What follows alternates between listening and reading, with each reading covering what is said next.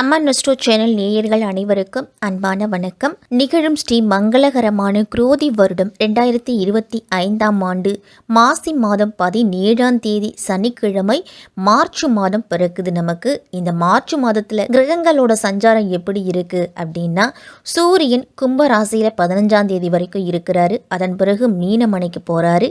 செவ்வாய் மிதுன ராசியிலையும், புதன் மீன ராசியில் 18ஆம் தேதி வரைக்கும் இருக்கிறாரு. புதன் கும்ப ராசியில் இருக்கிறாரு. அதன் பிறகு மீன ராசிக்கு போறாரு. சுக்கிரன் மீன ராசியிலையும், குரு ரிஷப ராசியிலையும், சனி கும்பராசியில மார்ச் மாதம் 29ஆம் தேதி வரைக்கும் இருக்கிறாரு. அதன் பிறகு மீன ராசிக்கு போறாரு. ராகு மீனத்திலையும், கேது கன்னியிலையும் இருக்கிறாங்க. திருக்கணித பஞ்சாங்கப்படி மார்ச் மாதம் 29/3/2025 சனி பகவான் கும்பராசியிலிருந்து மீனராசிக்கு பேச்சியாகிறாரு. 2025 வருடத்தின் 3வது மாதம் இந்த மார்ச் மாதம். இந்த மார்ச் மாதம் சூரியன் கும்பம் மற்றும் மீனராசியில சஞ்சரிக்கிறாரு. இந்த மார்ச் மாதத்துல ராகு பகவானும் சுக்கிர பகவானும் மீனராசியில வக்கரம் பெற்று சஞ்சரிக்கிறாங்க. 15/3/2025 புதன் பகவானும் வக்கரம் பெற்று சஞ்சரிக்கிறாரு மீனராசியில. இந்த மாதத்தின் இறுதியில் பார்க்கும்போது 5 கிரகங்கள், அதாவது ராகு சுக்கிரன் வக்கரம் பெற்றும், புதன் வக்கரம் பெற்றும், சனி சூரியன் இணைந்தும் 5 கிரகங்களுமே மீனமனையில் சஞ்சரிக்க போறாங்க. அதனால மேஷம் முதல் மீனம் வரை இருக்கக்கூடிய 12 ராசிக்காரர்களுக்கும் எப்படிப்பட்ட பலன் எல்லாமே கிடைக்க போகுது அப்படிங்கிறத தெளிவாகவே நம்ம பார்த்துருவோம். சிம்ம ராசிக்காரர்களுக்கும் சிம்ம லக்னத்தில் பிறந்தவர்களுக்கும் இந்த மார்ச் மாதம் எப்படி இருக்க போகுது, என்னென்ன பலன்கள்லாம் கிடைக்க போகுது அப்படின்னு தான் தெரிஞ்சுக்க போகிறோம். இந்த மார்ச் மாதத்தில் உங்கள் ராசிநாதன் சூரியன் தன லாபாதிபதியான புதனோடு இணைஞ்சிருக்கிறாரு. அவர்களோட சனி பகவானும் சேர்ந்து இருக்கிறதால ஒரு சில சமயங்களில் தடுமாற்றமும் போட்டிகளும் உங்களுக்கு அதிகமாகவே இருக்கும். இந்த மார்ச் மாதம் சிம்மராசிக்காரர்களுக்கெல்லாம் போராட்டம் நிறைந்ததாகவே தான் இருக்கும். தொழிலையும் சரி, வேலை பார்க்கக்கூடிய இடத்துலையும் சரி, ஏதாவது ஒரு பிரச்சனை அப்படின்னு வந்துகிட்டே இருக்கும். தொழில் ஸ்தானத்தின் அதிபதி சுக்கிரன் இந்த மாதம் 8ஆம் வீட்டில் இருக்கிறாரு. அது 8ஆம் வீட்டில் மார்ச் மாதம் 14ஆம் தேதி வரைக்கும் சூரியன் 7ஆம் வீட்டில் இருக்கிறாரு, அதாவது கும்பராசியில் இருக்கிறாரு. மார்ச் மாதம் 14ஆம் தேதிக்கு பிறகு சூரியன் 8ஆம் வீடான மீன ராசிக்கு போறாரு. சூரியனும் சனியும் இணைந்து இருக்கிறதால உடல் ஆரோக்கிய பிரச்சனை அப்படிங்கிறது சிம்மராசிக்காரர்களுக்கு வரும். தாய் தந்தையரோட உடல் ஆரோக்கியத்திலையும் கவனமாக இருக்கணும். வேலை சார்ந்த விஷயமா இருந்தாலும் சரி, தொழில் சார்ந்த விஷயமா இருந்தாலும் சரி, கடுமையான உழைப்பு அப்படிங்கிறது சிம்மராசிக்காரர்களுக்கு இந்த மார்ச் மாதத்தில் இருக்கும். சிம்ம ராசிக்கு இந்த மார்ச் மாதம் 29ஆம் தேதி சனி பகவான் அஷ்டம சனியாக வரப்போறாரு. அஷ்டம சனி காலகட்டத்தில் சிம்ம ராசிக்காரர்கள் எல்லாருமே எல்லா விஷயத்திலையுமே சிம்ம ராசிக்காரர்கள் சற்று எச்சரிக்கையோடு இருக்க வேண்டிய மாதம்.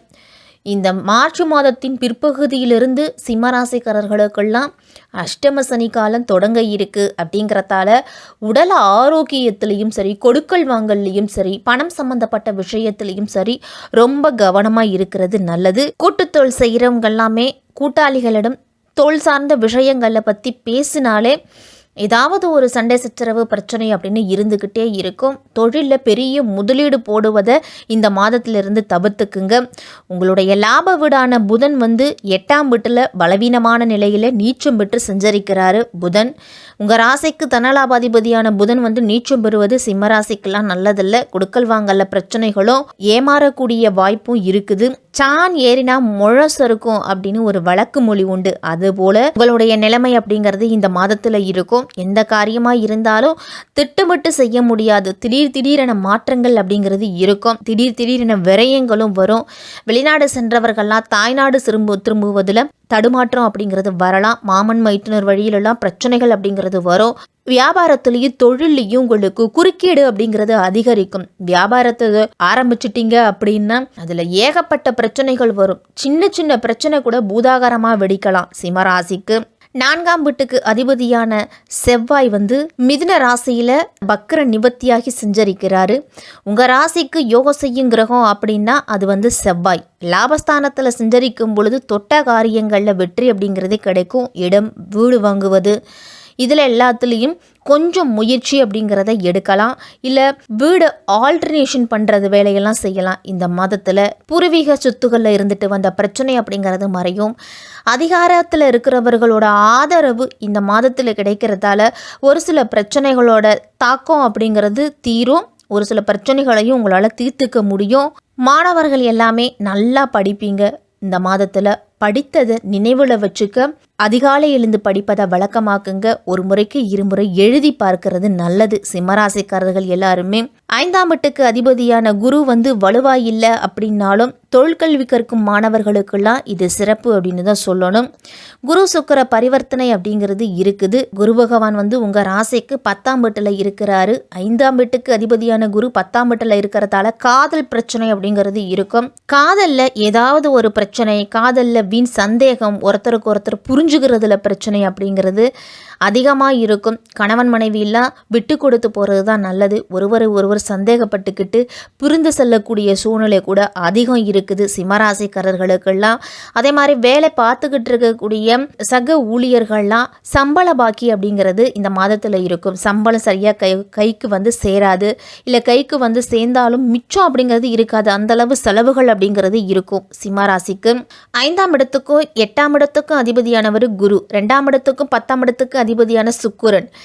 இருவருமே தொழில் ஸ்தானத்தை பார்க்கறதால பழைய தொழிலை விட்டுட்டு புதிதாக நம்ம தொழில் தொடங்கலாமா அப்படிங்கிற சிந்தனை அதிகரிக்கும் உங்களுக்கு. ஒரு சிலர்லாம் பணியாளர்களை நீக்க செய்து புதிய பணியாளர்களை சேர்க்க முன் வருவீங்க.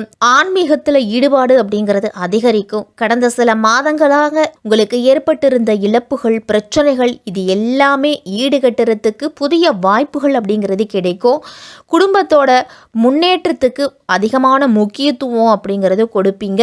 இந்த மார்ச் மாதம் 14ஆம் தேதிக்கு பிறகு சூரியனும் மீனராசிக்குள்ள போறாரு. சனி பகவான் மார்ச் மாதம் 29ஆம் தேதி மீனராசிக்குள்ள போறாரு. அப்ப சூரியன் சனி சேர்க்கை அப்படிங்கிறது மார்ச் மாதத்துல இருக்குது.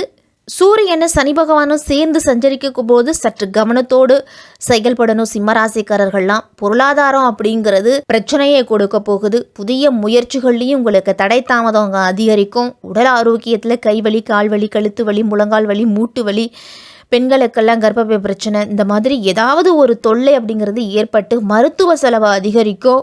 அதே மாதிரி குடும்பத்தில் நீங்கள் உச்சரிக்கக்கூடிய வார்த்தைகளில் ரொம்ப ரொம்ப கவனமாக இருக்கணும். பிள்ளைகளோட எதிர்காலத்துக்காக சில திட்டங்கள் அப்படிங்கிறத வகுப்பீங்க இந்த மாதத்தில். அந்த திட்டங்களில் ஏதாவது ஒரு பிரச்சனை அப்படிங்கிறது இருந்துக்கிட்டு இருக்கும். தெளிவான முடிவெடுக்க முடியாத சூழ்நிலை சிம்மராசிக்காரர்களுக்கு இந்த மாதத்தில் இருக்கும். காலையில் எழுந்து நீராடிட்டு சூரிய நமஸ்காரம் செய்து சூரிய பகவானை வழிபட்டுட்டு உங்களுடைய அன்றாட பணிகளை தொடங்குங்க. அதே மாதிரி சனி பகவானுக்கு சனிக்கிழமை தோறும் எல் தீபம் ஏற்றியும் ஆஞ்சநேயருடைய காலை கைவிடாமல் பிடிச்சிக்கிறது சிம்மராசிக்காரர்களுக்கெல்லாம் நல்லது. 2ஆம் வீட்டுக்கு அதிபதியான புதன் வலுவிழந்து இருக்கிறாரு. அதே மாதிரி புதன் தனது சொந்த வீட்டை பார்க்க போறாரு. அப்ப குடும்பத்துல சில சண்டை சச்சரவு அப்படிங்கிறது இருந்துகிட்டு இருக்கும். அந்த சண்டை சச்சரவுகளை பேசி தீர்த்து முடிக்க முயற்சி செய்யணும். இல்லை அப்படின்னா அது பூதாகரமா வெடிக்கலாம். உங்க ராசிக்கு சூரியன் மாதத்தின் தொடக்கத்துல 7ஆம் வீட்டுல இருக்கிறாரு. அதன் பிறகு 8ஆம் வீட்டுக்கு போறாரு. இந்த 8ஆம் வீட்டுக்கு இல்ல இருக்கக்கூடிய சூரியனால ஆரோக்கியத்துல சில பிரச்சனைகள் அப்படிங்கிறது இருக்கும். இந்த மாதம் கல்லுப்பு வாங்கி வெள்ளிக்கிழமையில கோயில்களுக்கு அன்னதானத்தை கொடுங்க. வெள்ளிக்கிழமை தோறும் மகாலட்சுமி தாயாரை வழிபட்டு வருவதன் மூலம் உங்களுக்கு மாற்றங்கள் அப்படிங்கிறது அதிகமாக நடக்கும் சிம்மராசிக்காரர்களுக்கு.